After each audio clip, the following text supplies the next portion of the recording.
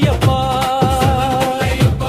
அச்சன் கோவில் அரசே என் பயமனைத்தும் தீர்க்கவா பச்சை மயிலில் வைத்திருக்கும் பேரறியகன் சோதரா இச்சை கொண்டே இருந்தன் முன்னே ஈஸ்வரன் மைந்தா பச்சத்தீருமேனி பறந்த அவன் பார்வை கிடைக்கவா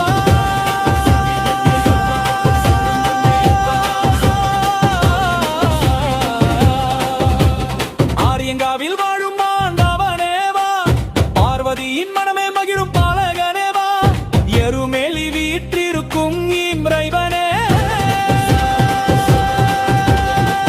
ஞான சாஸ்தாவே தாய் போல் அருளுடன் வா மறை தேடும் மலை மன்னன் சபரிகிரி நாயகனே வா